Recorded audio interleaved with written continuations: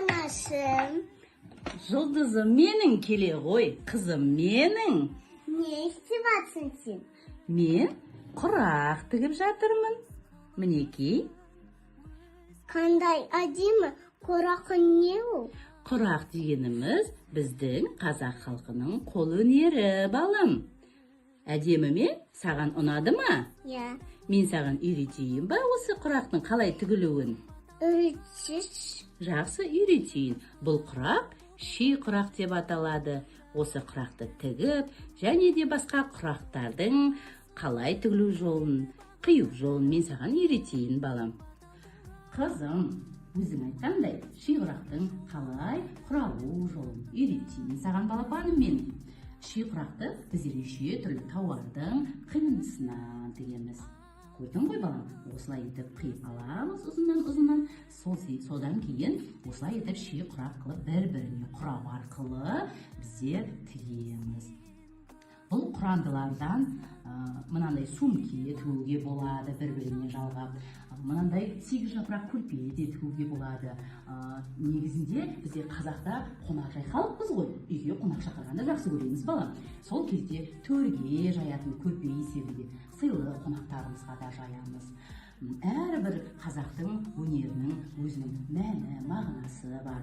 Мысалға мына оюды алайық, иә, балам, қарашы.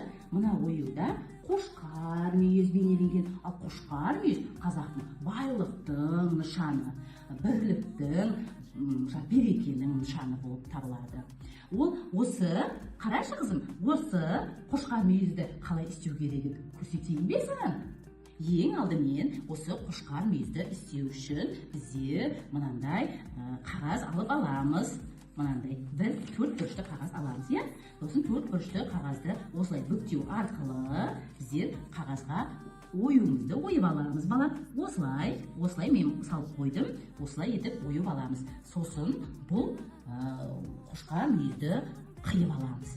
Мен қазір осы тұрғанда саған қиюға бермей отырған себебім, мына қағаз өте қалың, 4 қабатталған.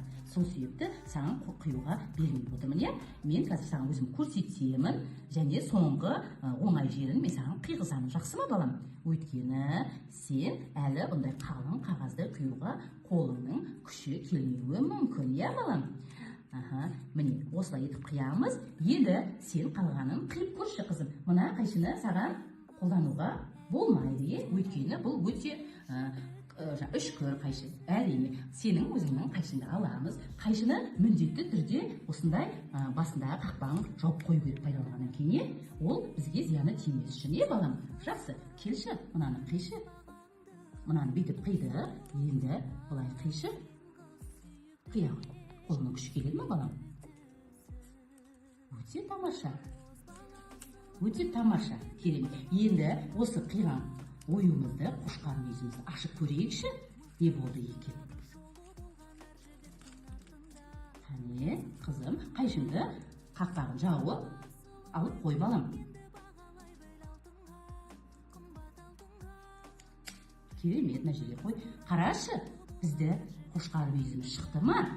Қошқар мүйізіміз 4 құбыламыз тең болсын, байлықта болайық, берекеде болайық деген мағынада қиылып, осыны материалымызға бүйтіп қойып, ол материалымыздан қиып аламыз да, сосын керекті жерімізге клей арқылы өзінің материалдың өзінің клей болады, сол арқылы жабыстырып, осындай етіп жасаймыз.